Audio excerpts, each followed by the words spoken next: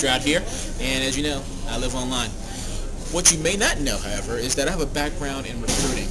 And from time to time, I talk to job seekers who have interesting questions. Now, this question came to me by a friend of mine named Jake, and I thought it was so interesting what he asked me that I wanted to share with you, because some of you may have the same kind of situation affecting you in your job search. So let me just let Jake explain to you what I'm talking about. So, Jake, tell me about your particular issue with this upcoming job interview you got. Well, Jim Stroud, I have a problem here. My problem is that I'm going to this interview, and there's some content out online that I just don't want people to see. What kind of content? Well, I'm a little freaked out, so check it out. So what you want to do? I think you can have your cake and you can eat it too. 1 year older, but I hope you're not a spreader. Let's grind, you know, we're getting better. So know what the penalties, but don't forget to wish. Happy birthday. So it's out with the old and it's in with the new. Hip-hop version, happy birthday to you. I hope you many more and from the Lord. The very best of life has in store. I hope you be my friend until the end. And next time around we can do it again. Blow out the candles, but don't forget to wish. Happy birthday. Wow. You know, I see now his concern as how you wouldn't want that out there on the net for people to see. What can I do? Well, fortunately, there are several tips you can do, and I want to share with you guys. These are tips you can do to un-Google yourself, so this won't happen to you. Un-Google myself? Tell me a little more about that. Well, I'll show you like this. Here are 5 ways to un-Google yourself before an employer can Google your name. Now, if you have some embarrassing pictures or information about yourself online and you do not want it freely available for all to see, well, sorry for your luck. In most cases, once content is online, it's always online somewhere, if you know where to look. However, there are some things you can do to minimize the potential damage those compromising pictures or information can bring. First, create a second online identity or slightly change the one you have. Superman has Clark Kent and Batman Bruce Wayne. When you sign up for online accounts or post to your blog or MySpace page, for example, don't use your real name.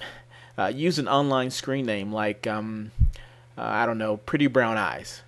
Why? Well, if an employer is looking for background information on you, they will be looking for your real name and not searching for, quote, Pretty Brown Eyes.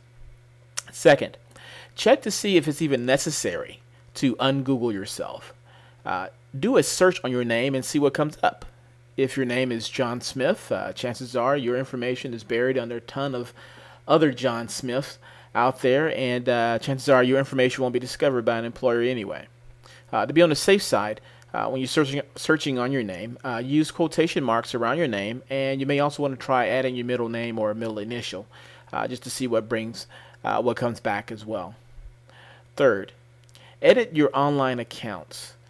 If you have a blog that you'd rather future employers did not see, change the name on that account. Or if it's something you're really not active on anyway, consider deleting it altogether. And while we're on the subject, don't use the same email addresses that you do professionally.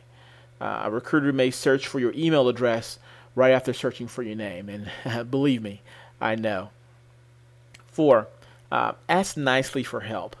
If you find something online and it's out of your personal control, email whomever runs that site and say, dude, I'm trying to get a job. Will you take my name off of your site?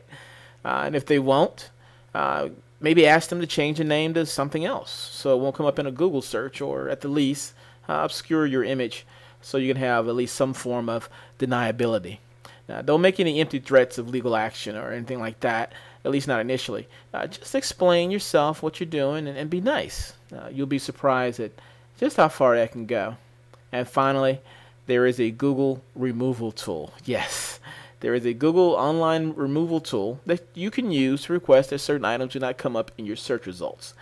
This does not happen very quickly, but it is a tool you can use nonetheless. As you see on the screen, that is the URL to where you can go to request Google to take that information off. So hopefully that can be of help to you. Thanks for those tips, Jim Stroud. Now I know what to do. I feel confident about what I can do online, and I want to thank you for living online. No problem. Now, you know, as I think about it, there might be something online that I don't want people to see either. I'm going to need to un-Google myself too. Till next time, this is Jim Stroud, and as always, I live online. You know,